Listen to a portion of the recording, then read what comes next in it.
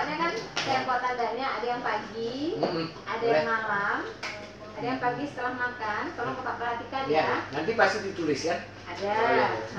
Bapak ini makan obat TB-nya malam atau pagi biasanya? Saya biasa makannya siang. Siang?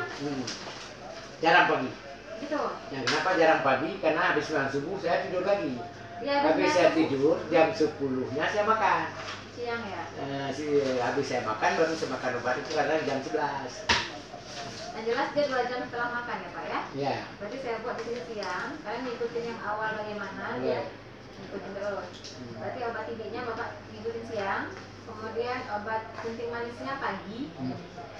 Kemudian obat tensinya malam. Dan itu kalau kencing manis nggak bagus. Tapi kencing itu harus pahit.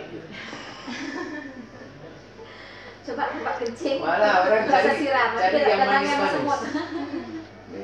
Sudah lihat? Itu udah ada perubahannya? Udah dilihat. Berapa tuh? Udah sembuh ya? Jadi orang itu bilang sama saya, Bapak nggak bawa yang awalnya, mana awalnya? Di rumah.